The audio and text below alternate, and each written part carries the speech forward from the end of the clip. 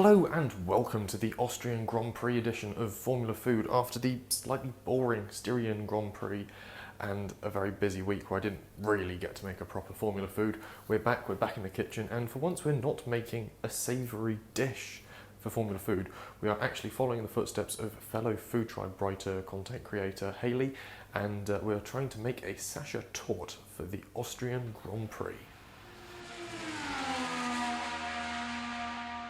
Yes, a Sachertorte. Well, we're making a Sachertorte. There is a second way of making a Sachertorte. It has a slightly different name, and it doesn't involve the apricot jam being quite so prevalent. We have some apricot jam here, just a jar of Hartley's, and this will play a vital role in making Sachertorte and not just a chocolate cake. We are going to make a chocolate sponge, cover it in apricot jam, and then cover it in chocolate. And that's what makes it rather unique. It has a slightly fruitier taste than a normal chocolate cake. Traditionally, it is also done with almonds, ground almonds in it. I'm allergic to almonds, so we won't be putting those in. We've got a bit more flour to make up for it. As usual, full ingredients will be in the bio below.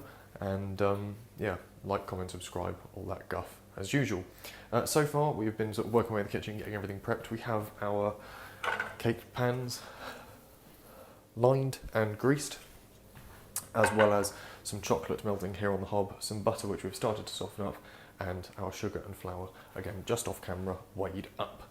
Otherwise, I think we're ready to get baking, and it's not overly complicated. It is simply making a sponge cake, so I don't think I need to talk through this. So we'll probably go for some artistic shots and a bit of time lapsing.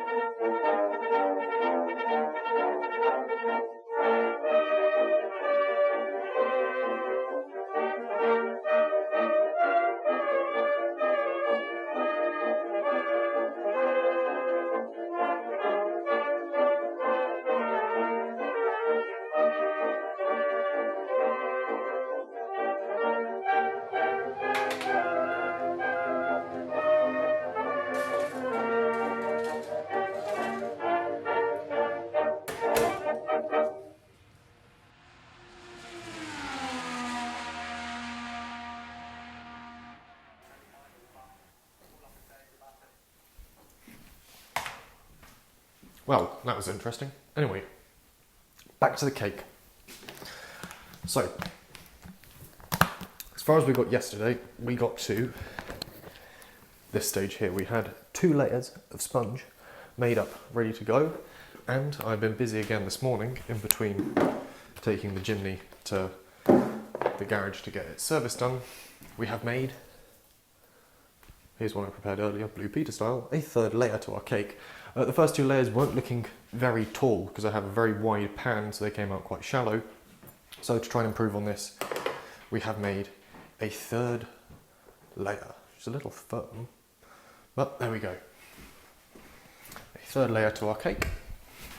So now our Sachertorte stands somewhat lopsided but proud at 3 tiers tall. 3 tiers, oh lord. Anyway, yes, 3 tiers tall. So next up we have to apply the jam. We are using the apricot jam. It is usually traditionally done with apricot jam. I think it becomes Dremel torte. I think I might have mentioned it earlier in an early part of the video. If you don't use the jam in it, or if you apply the jam differently. Can't remember the rules on it. Anyway, apricot jam is going to go between the layers, and we're going to melt some onto the outside of it, and then we coat it in chocolate, leave the chocolate to set a bit until it goes thick, and serve. I'll probably just level those off so it's not a Leaning Tower of Pisa or a Leaning Tower of Sachertorte in this instance.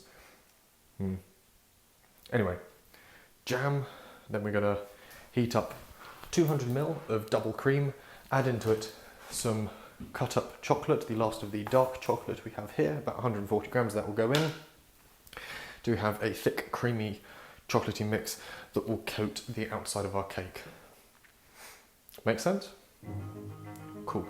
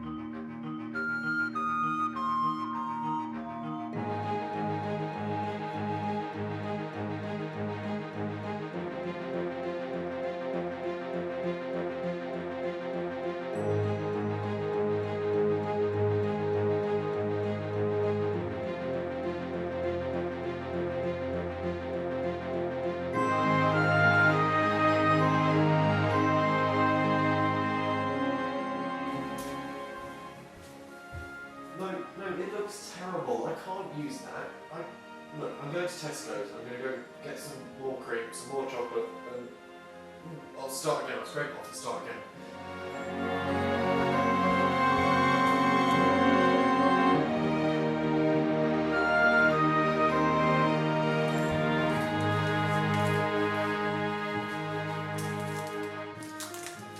We have more chocolate, we have more double cream, and we're going to give that another go. I think the problem was I didn't break the chocolate up small enough, so I spent too much time getting hot and then separated. The cream was too hot, which made the milk separate, and I think I just cocked it up in general, and we don't accept cock-ups here on Formula Food. So we're going to try again. We're going to break the chocolate up even smaller, 140 grams, mixed into 200ml of double cream. That is not going to be as hot as it says in the recipe that I've been following. It's going to be just warm. We just want to combine the two, so it doesn't go lumpy and it crucially doesn't go oily. Got it? I've forgotten, I haven't even mic'd up, I've literally just run in and hit play on the camera. Right, here we go. Fingers crossed.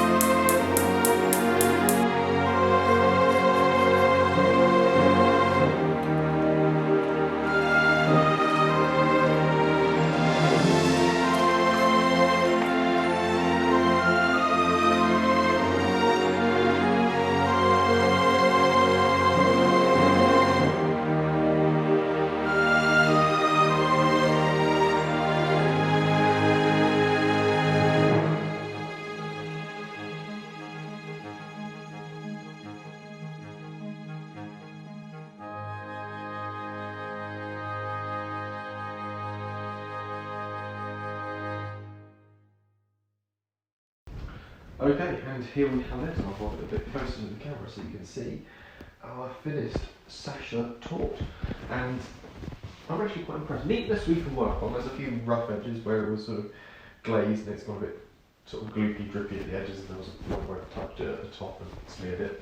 But this we can work on. Otherwise, that looks pretty good. I could cover the blob with icing. You can ice the word Sacher onto the top of it, but I didn't do that because my handwriting is bad enough with a pen and paper, so I think an icing bag and some melty chocolate could be tricky.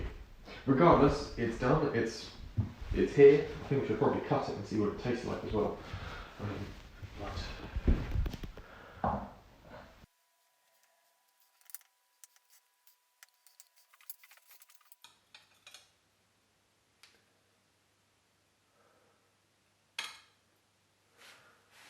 Look at that. It's got the layers in there, there's the jam. That looks, let's put it on a plate so we can have a proper look. That looks fantastic. I'm dead chuffed with that. The glaze looks perfect-ish. There's the layers in it. The layers look spot on-ish. It's a bit dense in places. But look at that. Hey, considering I am not a master baker, this is, I suppose, the final test is to see what it tastes like. Here we go, it's on the cake, not me, there we go. Looks alright, a little underdone in the middle of the cake layers. Let's see how bad it is. It's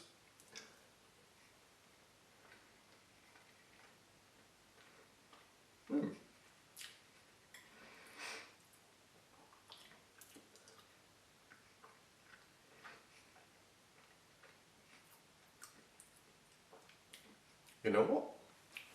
That's alright.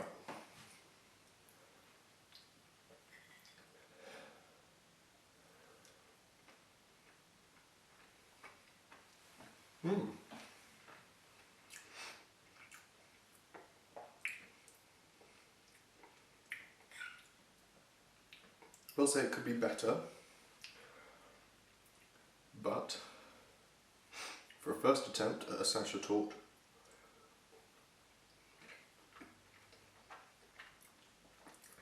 that is not bad.